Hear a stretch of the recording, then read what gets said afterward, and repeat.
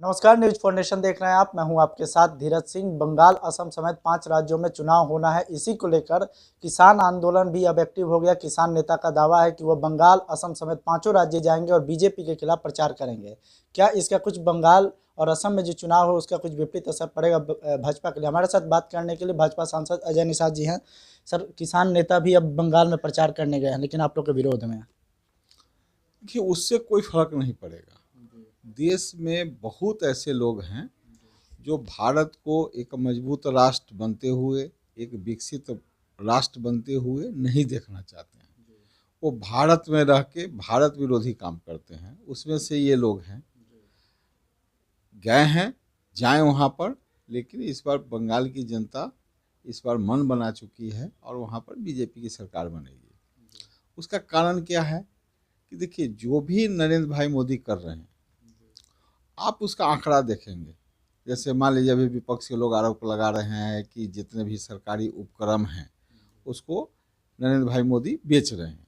ठीक है, तो मेरा ये कहना है कि इसकी शुरुआत 1996 में जब पीवी नरसिम्हा राव जी प्रधानमंत्री बने थे और माननीय मनमोहन सिंह वित्त मंत्री थे, उस समय हुआ था कि जितने भी घाटे के सरकारी उपक्रम हैं उसको धीरे धीरे निजी हाथों में सौंपा जाए। नरेंद्र भाई मोदी जो भी कांग्रेस के रूप के हुए काम थे, उस काम को हम लोग ने गति दिया है। जीएसटी का भी मामला आप देखिए, जीएसटी का सारा ताना बना किया हुआ पहले उन लोग का था, लेकिन डर के मारे लागू नहीं कर रहे थे। इसके साथ 370 देखिए, राम जन्मभूमि देखिए, ये भी है, सब उनके समय का समस्या किया हुआ है, लेकिन उसको हम लोग मजबूती से सॉर्ट आउट कर रहे हैं। बंगाल का समस्या आप देख रहे हैं कि बाहर में बहुत सारे लोग जो अब अवैध जो घुसपैठिए आ गए हैं, जिसके कारण बंगाल वहाँ पर बहुत अशांत हो गया है। और आने वाला समय में ममता दीदी जैसे लोग अगर वहाँ सत्ता में रहेंगी तो बंगाल बहुत जल्दी जो है भारत से अलग होने की संभावना है। तो जो भी लोग वहाँ पर हैं, जो दूरदर्शी हैं और जो ये चीज़ को समझने लगे हैं, तो उनको लग रहा है कि माननीय नरेंद्र भाई मोदी के हाथ को मजबूत करना चाहिए और बिहार बंगाल में भी बीजेपी की शासन आना चाहिए। बीजेपी की ओर से सर पहले कहा जा रहा था कि पंजाब और हरियाणा के केवल किसान हैं, लेकिन अब किसान नेता जो है देश भर में घूम घूम कर प्रचार कर रहे हैं। बंगाल और असम में भी जा रहे हैं कि वहाँ पे बीजेपी के खिलाफ वोट देना। मतलब कि साफ है कि ममता बनर्जी या किसी अन्य विरोधी दल को चुनाव जिताना चाह रहे हैं। देखिए, माननीय नरेंद्र भाई मोदी भारत के गरीब जनता और देशवासी का बहुत सम्मान करते हैं। इससे पहले भी बहुत सारी आंदोलन हुआ, तो आपने देखा होगा, इतिहास उलट के देखिएगा, तो आंदोलन को कुचलने के लिए ये लोग गोली तक भी चलवाए हैं, जिसमें 27 किसान भी मारा गया है।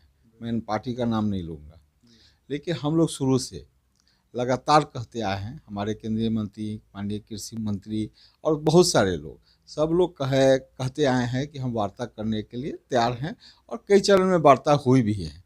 लेकिन इन लोग का अड़ियल रवैया है, ये लोग कुछ सुनना नहीं चाहते, किसी बात को समझना नहीं चाहते, इसलिए कि कहीं ना कहीं ये लोग दूसरे जगह से गाइड हो रहे हैं। जो आंदोलन का भी रूपरेखा जो आप देख रहे हैं कि लगातार जो एक विलासिता आंदोलन इसको कहा जाए, तो उससे कम नहीं है। ये विलासिता से भी आगे आप मान के चलिए। सारा आधुनिक मशीनें इनके पास हैं, सारा जो वॉशिंग मशीन, फ्रीजर, क्या नहीं है उनके पास, खाने के लिए काजू हैं। तो ये सब आप देखिएगा, इससे पहले तो भी देश में हजारों आंदोलन हुए, लेकिन ये 5 स्टार जैसा आंदोलन कहीं नहीं हुआ। तो कहीं ना कहीं इन लोग का पैसा और समर्थन जो ये लोग कर रहे हैं, इसमें विदेशी ताकतें भी लगी हुई हैं, बहुत सारा पैसा भी इनको बाहर से आ रहा है, जिस कारण ये आंदोलन को जिंदा रखे हुए हैं। और इनके पास जो आंदोलन में जुड़े हुए लोग हैं, उसमें कहीं से कोई किसान नहीं है। सब लोग समझिए एक दैनिक मजदूर टाइप के हैं, जो पैसा लेते हैं और इनके साथ खड़े रहते हैं, जिंदाबाद करते रहते हैं। किस आप देखिएगा, अभी जो पूरे बिहार समेत में कहीं भी जो खरीदी हुई है, माननीय मंत्री जी का आंकड़ा सदन में आया है, तो हर जगह जो है खरीदगी किसान से ज़्यादा हुआ है, मुनाफा के साथ हुआ है। नरेंद्र भाई मोदी 2014 में सत्ता में आए थे, उस समय से आप देखेंगे तो उनका सारा स्कीम जो भी उन्होंने लॉन्च किए हैं, सबसे ज़्यादा अगर फ़ायदा मिला है तो गरीब लोगों को मिला है। और उसका फ़ायदा भी हम लोग 2019 के चुनाव में दिखा, जो 273 सीट से हम लोग बढ़ के 303 सीट पे पहुँचे, और जो भी लोग जीते उनका मार्जिन भी बहुत अच्छा रहा। मेरा खुद का मार्जिन जो पिछले चुनाव में 2,25,000 था, इस पर बढ़ के 4,10,000 हो गया।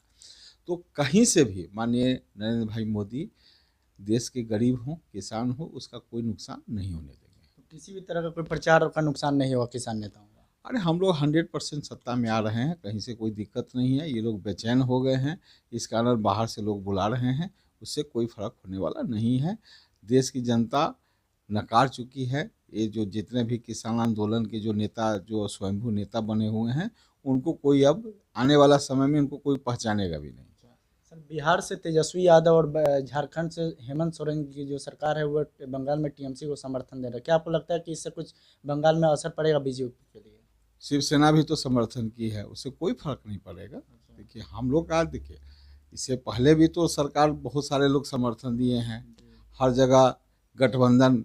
अभी तो है कि जो भी लड़ाई है नरेंद्र मोदी भर से जितने भी लोग जो है यूपीओ गठबंधन के साथ जितने लोग जुड़े हैं सब, उससे कोई फर्क नहीं पड़ता है।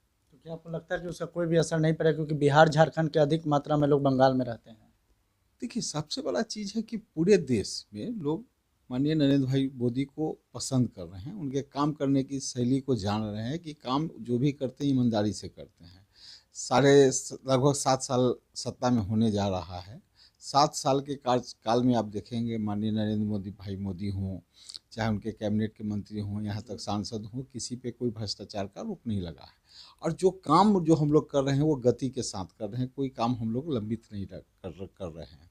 और जो भी विकास का जो ढांचा है, चाहे आप देख रहे हैं कि भारत ही क्या, भारत के बाहर में भी जितने भी बड़े बड़े देश हैं वो लोग भी नरेंद्र भाई मोदी को नेता मान रहे हैं और उनका अनुकरण भी कर रहे हैं।